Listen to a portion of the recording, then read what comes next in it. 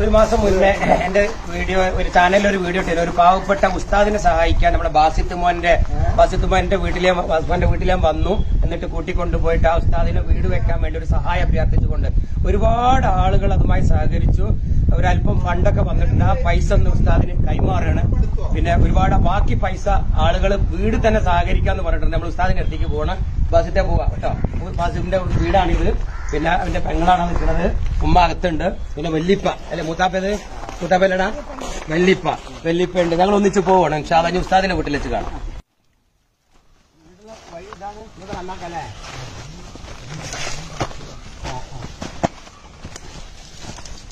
നമ്മള് വീട് വെക്കാൻ പോണല്ല.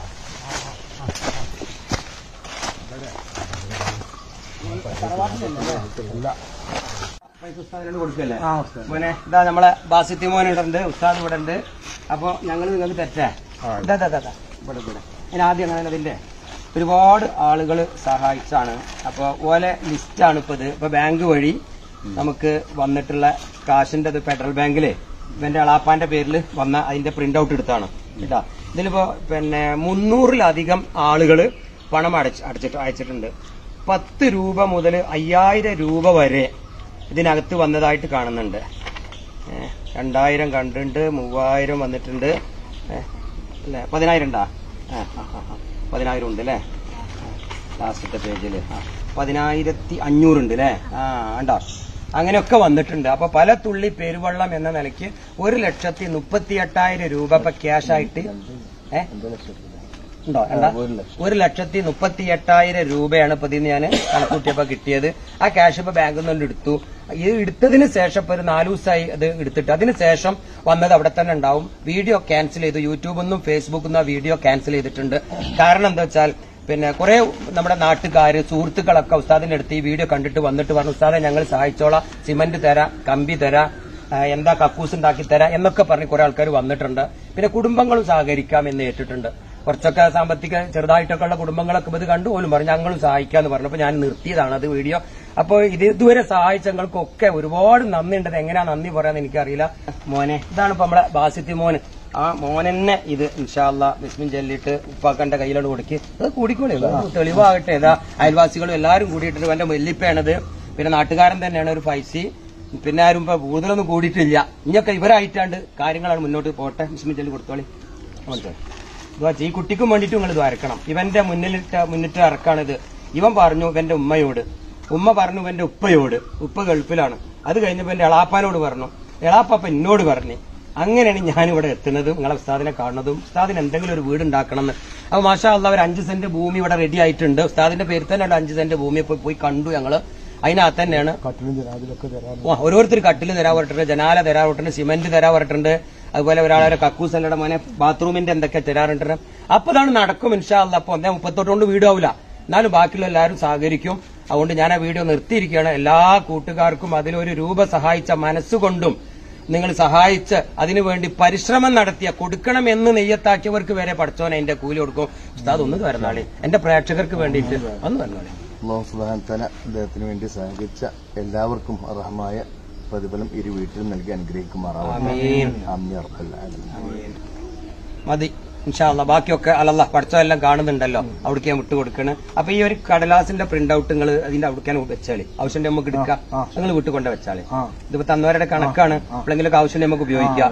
കാശ് ഉസ്താദിന്റെ അടുത്ത് കൊടുത്തിട്ടുണ്ട്. അത് വേണ്ട രീതിക്ക് കൈകാര്യം ചെയ്യാം. ഉസ്താദ് അവിടെയും ഇവിടെയും ഒന്നും പൊട്ടിപ്പൊളിഞ്ഞ വീട്ടിൽ വെക്കണം. ഉത്തരവാദിത്തപ്പെട്ടവരെ കയ്യിൽ അത് ഏൽപ്പിച്ചാളിട്ടാ. അത് പണിയെടുക്കാൻ വേണ്ടിയിട്ട് ഏൽപ്പിച്ചാളി ഇൻഷാ അല്ലാഹ്. അസ്സലാമു അലൈക്കും വറഹ്മത്തുള്ളാഹി. പ്രിയപ്പെട്ട സഹോദരങ്ങളെ, സോഷ്യൽ മീഡിയയിൽ കൂടി നമുക്കേവർക്കും സുപരിചിതനായ വ്യക്തിത്വമാണ് ഹംസ അഞ്ചുമുക്കിൽ. അദ്ദേഹത്തിന്റെ യൂട്യൂബ് ചാനലിൽ കൂടി വിദ്യാർത്ഥികൾക്കും സംരംഭകർക്കുമൊക്കെ വളരെ വിജ്ഞാനപ്രദമായ കാര്യങ്ങൾ ചെയ്തുകൊണ്ടിരിക്കുന്നു. മാത്രവുമല്ല, ജീവകാരുണ്യ മേഖലയിലും പാവപ്പെട്ടവർക്ക് വളരെ നല്ല സേവനങ്ങളാണ് നടത്തിക്കൊണ്ടിരിക്കുന്നത്. കഴിഞ്ഞ ദിവസങ്ങളിൽ 2 പാവപ്പെട്ട കുടുംബങ്ങൾക്ക് വീട് നിർമ്മിക്കുന്നതിന് വേണ്ടി അദ്ദേഹം സഹായം അഭ്യർത്ഥിച്ചപ്പോൾ എല്ലാവരും ജാതി മത കക്ഷി ഭേദമന്യേ ഈ സദസ്യമത്തിൽ പങ്കാളികളാവുകയുണ്ടായി. ഈ ഒരു സൽക്കർമ്മത്തിനു വേണ്ടി സഹായ സഹകരണങ്ങൾ നൽകിയ എല്ലാവർക്കും സർവശക്തനായ നാഥൻ അർഹമായ പ്രതിഫലം നൽകട്ടെ. അള്ളാഹു അവരുടെ ജോലിയിലും കച്ചവടങ്ങളിലും കൃഷിയിലും എല്ലാ സംരംഭങ്ങളിലും അള്ളാഹു ബർക്കത്ത് പ്രദാനം ചെയ്യട്ടെ. തുടർന്നും ഇത്തരം സൽക്കർമ്മങ്ങളിൽ പങ്കെടുക്കുവാനുള്ള സന്മനസ്സും തൗഫീഖും അള്ളാഹു വർദ്ധിപ്പിച്ചു കൊടുക്കട്ടെ എന്ന് ആത്മാർത്ഥമായി പ്രാർത്ഥിക്കുന്നു. അസ്സലാമു അലൈക്കും. നമസ്കാരം. എന്റെ പേര് സ്വാമി ആത്മദാസ്യമി. ഇപ്പോൾ ചെന്നൈയിലാണ് ഉള്ളത്. ഹംസ അഞ്ചുമുക്കലിന്റെ നേതൃത്വത്തിൽ കുറച്ച് നിർധനരായ ആളുകൾക്ക് വീട് വെച്ചു കൊടുക്കുന്ന ഒരു സംരംഭത്തെക്കുറിച്ച് അറിയാൻ ഇടയായി.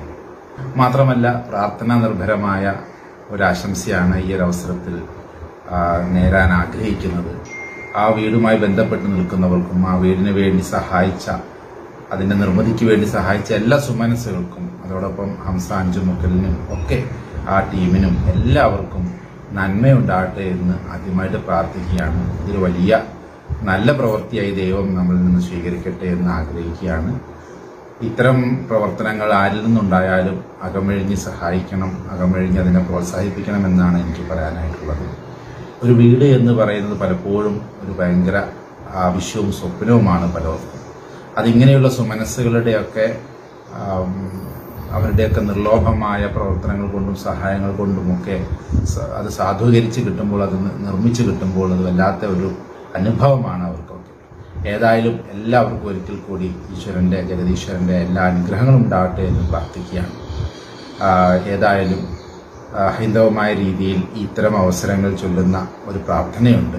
സർവേഷാം സ്വസ്തിർഭവതു, സർവേഷാം ശാന്തിർഭവതു, സർവേഷാം പൂർണ്ണം ഭവതു, സർവേഷാം മംഗളം ഭവതു, സർവേ ഭവന്തു സുഖിനഃ, സർവേ സന്തു നിരാമയാഃ, സർവേ ഭദ്രാണി പശ്യന്തു, മാ കശ്ചിത് ദുഃഖഭാഗ് ഭവേത്.